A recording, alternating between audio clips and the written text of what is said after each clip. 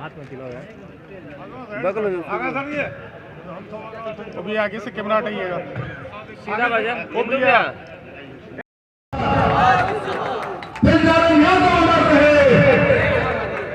बहुत बहुत धन्यवाद। और माननीय विधायक माननीय राज्य मंत्री नित्यानंद राय जी का स्वागत करेंगे। मिथिला की धरती पर अहाँ सबके स्वागत है और विजय बाबू के धरती पर हमर प्रदीप सिंह के धरती पर और हमर बड़का भैया पप्पू अजीम के धरती पर उनका बहुत बहुत बधाई। पुनः अहाँ अध्यक्ष बनलो और हमर मंचर बाबू के धरती फलेश्वरनाथ रेणु के धरती पर अहाँ सबका स्वागत है। विद्यापति के धरती पर अहाँ सबका स्वागत है। कहना है अच्छा लगे तो तालियों से स्वागत ऐसा कीजिएगा कि याद रखेंगे हमारे नित्यानंद बाबू। अक्सर मुलाकात हो तो नहीं होती लेकिन आशीर्वाद मिला है बहुत करीब से। सजा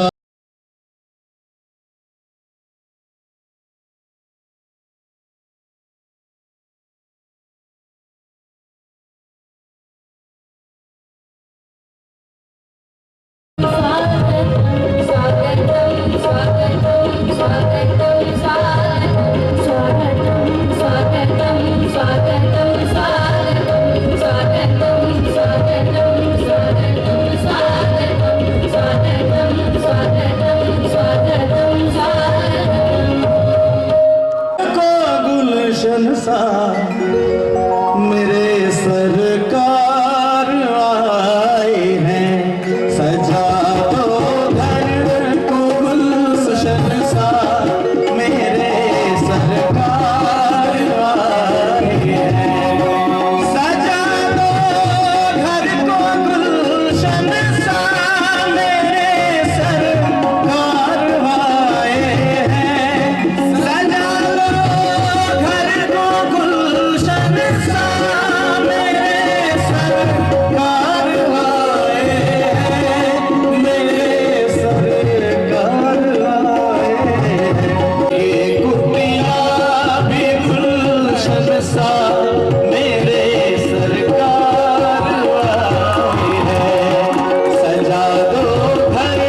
को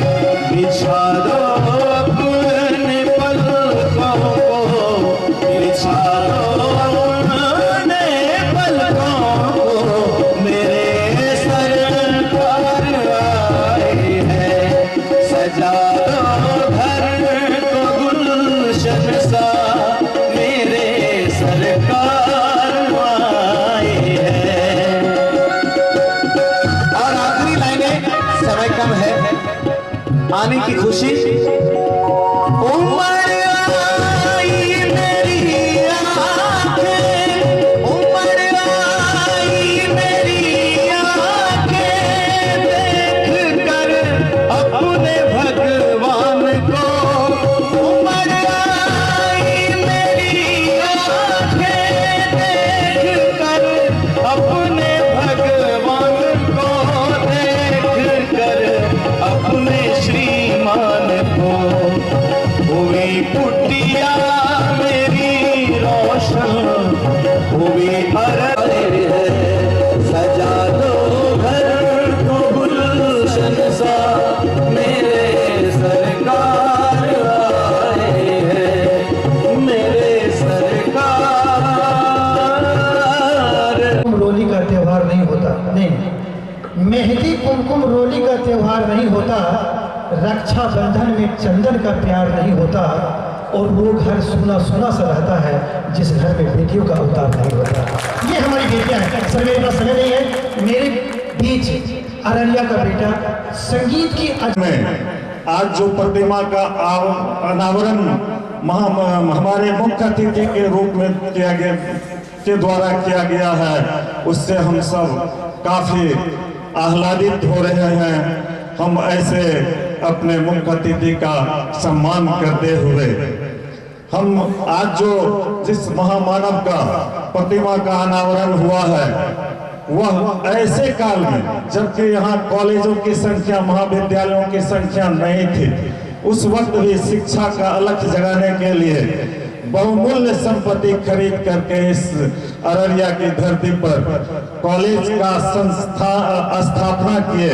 और कॉलेज ही नहीं, एक कॉलेज डिग्री कॉलेज का स्थापना किए, इंटर कॉलेज की स्थापना किए, उच्च विद्यालय की स्थापना किए और महिला महाविद्यालय की भी स्थापना किए हैं। और इस तरह से हमारे कन्हेली में भी उच्च विद्यालय की स्थापना किए हैं, संस्कृत विद्यालय की स्थापना किए हैं। ऐसे महामानव को मैं हृदय से नमन करता हूँ। मैंने भी वही से की डिग्री ली। इस तरीके से दोनों भाई, मैं 74 में अररिया कॉलेज में आ गया और भैया 72 में अररिया आ गए। 72-68 में ही भैया मोतिहारी में नौकरी कर। मुझे लगता है कि अररिया की धरती से आपको कितना मोहब्बत है कि पूरा देश को छोड़ के आज अररिया फर्स्ट दिन में आप हम लोगों के बीच आए। यह भाव आप में दिखता है। कितना व्यस्ततम कार्यक्रम जो देश का नेतृत्व आप सब करते हैं, अपना क्षेत्र भी छोड़ के आप हम सबों के बीच आए हैं। यह भाव दिखता है कि आपको अररिया का एक एक व्यक्ति से और एक एक भारतीय जनता पार्टी के कार्यकर्ता से आपका दिली लगाव है और हृदय से आपका लगाव है। स्वर्गीय तेजनारायण यादव जी का जो महान विभूति थे, आज शिक्षा में लोग जग चुके हैं, लेकिन उस वक्त जब शिक्षा बहुत पीछे था तब वो व्यक्ति इतना बड़ा जमीन देके, यह अररिया का बीच कीमती जमीन देके यह कॉलेज बनाने का काम किया, जमीन दिया। हमारे कमल बाबू प्रोफेसर साहब हैं, आप ऐसे नेक काम में आए हैं, इसलिए आज इस ऐतिहासिक भूमि पर, इस पवित्र भूमि पर वंदन करता हूँ, आपका वंदन करता हूँ, आपका चंदन करता हूँ। और आप तमाम लोग यहाँ जो आए हुए हैं, सभी सम्मानित भाइयों बहनों, अपने अभिभावकों को नए साल के अवसर पर आपको सर झुका के नमन करता हूँ और प्रणाम करता हूँ। यहाँ विद्यालय की स्थापना काल और इसमें योगदान के संबंध में चर्चा हो रही थी, बहुत अच्छा लग रहा था। हम आभार व्यक्त करना चाहेंगे कमल बाबू आपका और आपके पूरे परिवार का, इस महाविद्यालय के पूरे परिवार का, कि आपका सपना पूरा होता हुआ दिख रहा है। जब हमारी बेटियां गायन कर रही थी तो लग रहा था कि किसी प्रतियोगिता में अररिया की बेटी गीत को जीत रही है। ऐसा बेटियां आपने बेटियों को का निर्माण किया।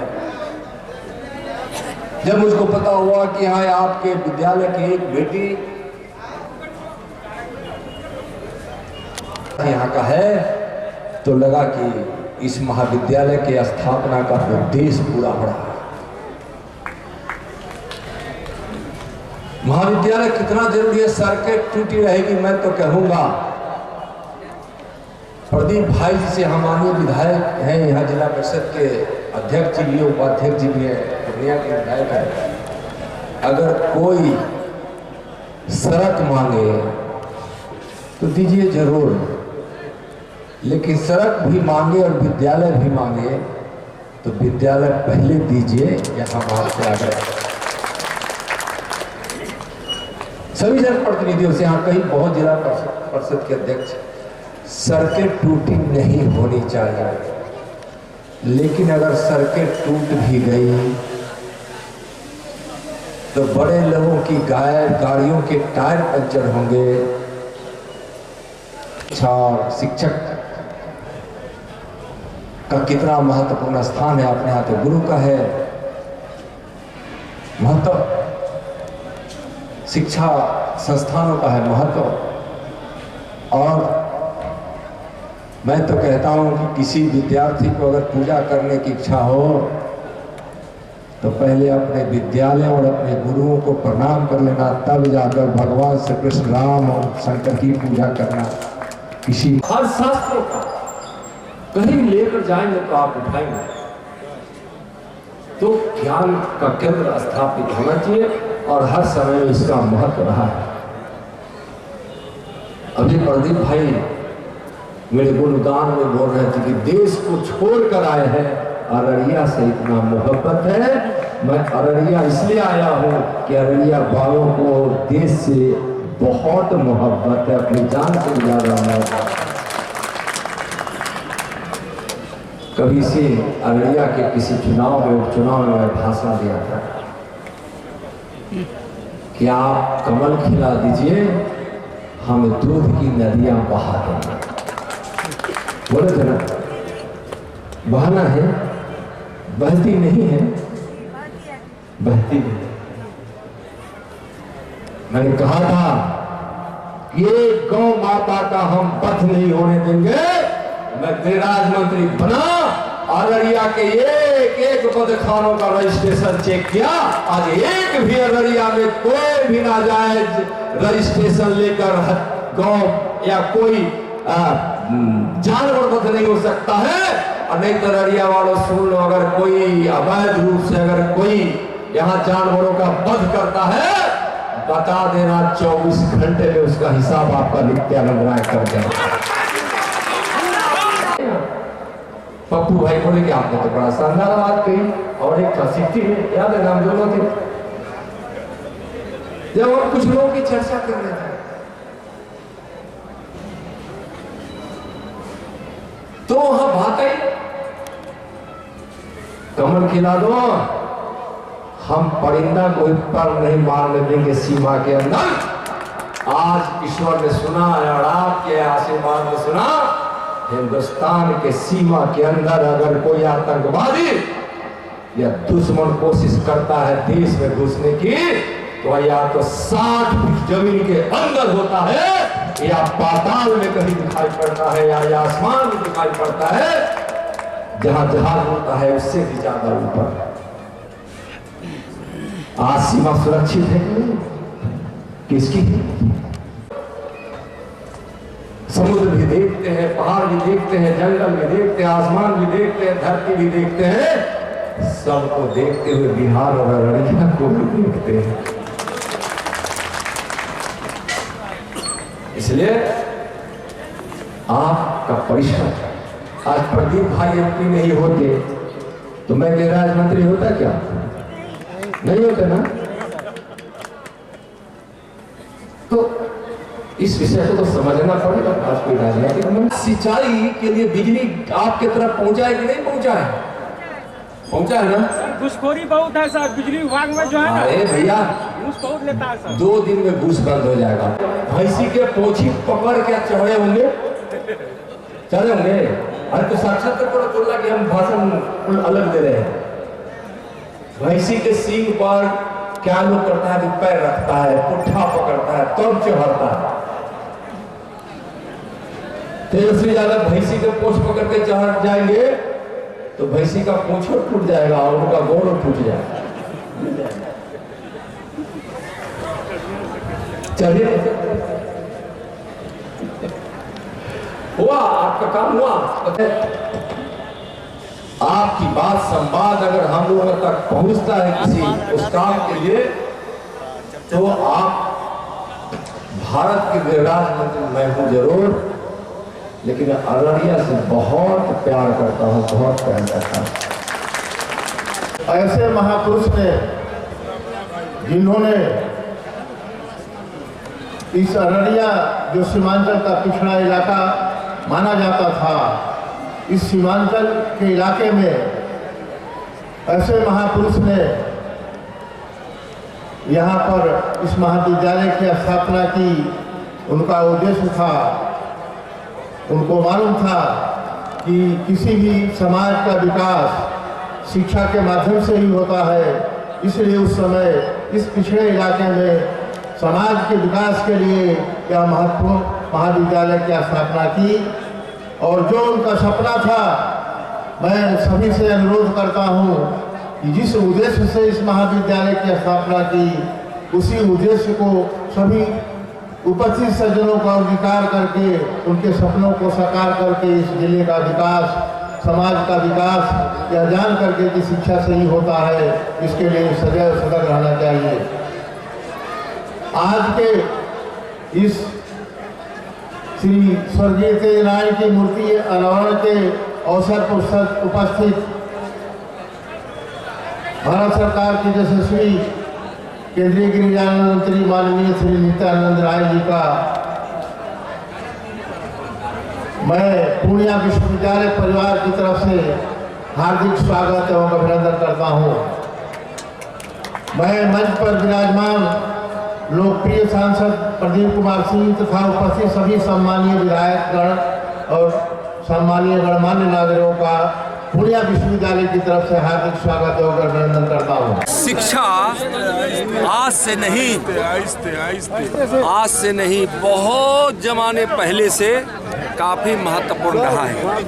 आज है स्वर्गीय तेज नारायण यादव जी के प्रतिमा के अनावरण कार्यक्रम है और इस क्षेत्र में इस महाविद्यालय काफ़ी प्रतिष्ठा प्राप्त किया है, जो शिक्षा के क्षेत्र में इसका अद्वितीय योगदान रहा है। यहाँ इस महाविद्यालय के लोग विभिन्न क्षेत्रों में अच्छे अंक भी प्राप्त किए हैं, प्रतिभावान हैं और मैं आज पूरे इस क्षेत्र के सीमांचल के एक एक सारे जनप्रतिनिधियों से आह्वान भी किया है कि शिक्षा पर पूरा ध्यान दें। शिक्षा परिवार के लिए, राज्य के लिए, समाज के लिए और देश के लिए बहुत ही आवश्यक चीज़ है। इसलिए शिक्षा के क्षेत्र में हर प्रकार के योगदान करने वाले लोगों का बहुत महत्वपूर्ण होता है। आज हम बिल्कुल शिक्षा के क्षेत्र के कार्यक्रमों में ही आए हैं। यहाँ आकर के बहुत खुशी हुई कि सीमांचल के इलाके में ऐसे महापुरुष ने उस समय ये महाविद्यालय की स्थापना की। जब हमको जानकारी मिली कि यहाँ कुछ था ही नहीं, तो उस महापुरुष के मन में ऐसी सोच थी कि ये शिक्षा का मंदिर जो है, शिक्षा से ही समाज का विकास होता है। इसलिए सोचिए उनकी परिकल्पना क्या थी कि यहाँ महाविद्यालय स्थापित करेंगे तो यहाँ के लोग पढ़ लिख करके शिक्षित होंगे, इससे समाज का विकास होगा। इसलिए उनके इस मूर्ति अनावरण के अवसर पर मैं उनका सादर नमन करता हूँ, अभिवादन करता हूँ और चाहता हूँ, अनुरोध करता हूँ यहाँ के अरनिया के लोगों को कि उनके जो सपना था उसको पूरा करें, आगे बढ़ें शिक्षा ग्रहण करके। आपके स्तर से कितना इस पे प्रकाश में लाया जाएगा मामला? जो भी संभव होगा मैं महाविद्यालय के लिए मदद करूँगा।